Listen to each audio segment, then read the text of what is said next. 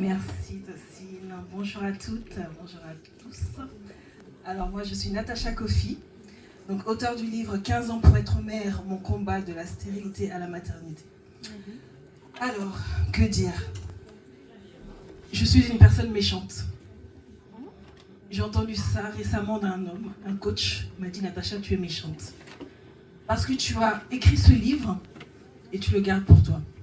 Il a dit ce livre, normalement, c'est une pépite. C'est ton témoignage, 15 ans pour être mère, tu dois le partager. En effet, en ce mois de novembre, nous sommes dans le mois de la sensibilisation des violences faites aux femmes.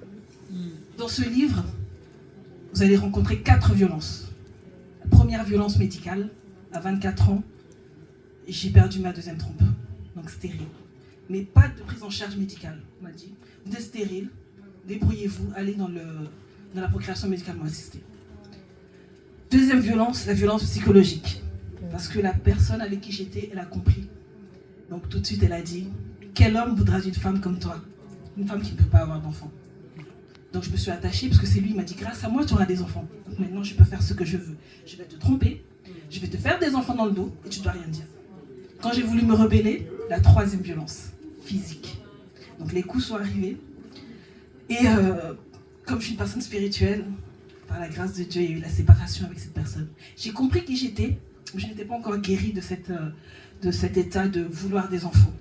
Et quand j'ai rencontré celui qui est devenu le père de mes enfants, est arrivée la quatrième violence. Il y a eu toujours la violence psychologique parce qu'il y avait autour, vous savez, les belles familles toxiques qui vont venir vous dire « Ah, qu'est-ce que je vais faire avec cette femme qui ne peut pas avoir d'enfants ?»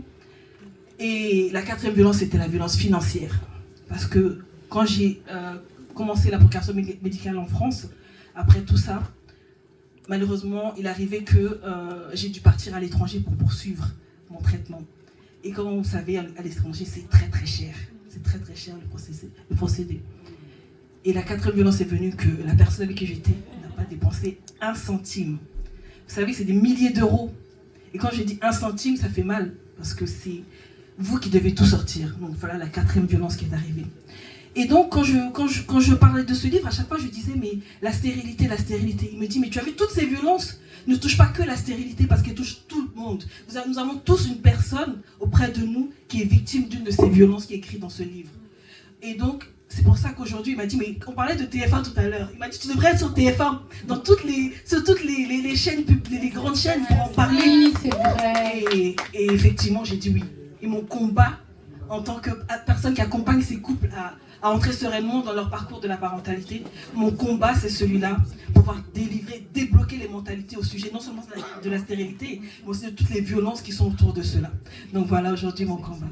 Waouh! Bravo! Un message, et il faut que le monde entier l'entende. Bravo et merci beaucoup. N'oubliez pas, à la fin, oui, voilà. Oui, mon livre est disponible, je suis juste à la table à côté de Enda. Et il est proposé là, donc n'hésitez pas à venir, car une personne, comme je dis, de votre entourage, peut avoir besoin de bénéficier de ce livre. Est-ce que tu peux rajouter que quand tu t'accompagnais à écrire ce livre, comment tu étais avant? Comment tu es devenue maintenant? Alors, quand j'ai commencé ce livre, j'étais très sensible. Et Muriel a décelé ça en moi parce que je procrastinais un petit peu au début. Et on a travaillé sur tout ça. Et quand je l'ai connue, elle m'a dit, il faut que tu écrives ce livre-là, mais qu'est-ce que ce livre va devenir? Ça, c'est parti, je te remercie pour cela. On l'a écrit en 2 mois. C'est écrit en 2 mois parce que l'accompagnement de Muriel était révélateur, en fait. C'est ça qui m'a fait comprendre que j'avais cela en moi et que je pouvais vraiment aller jusqu'au bout.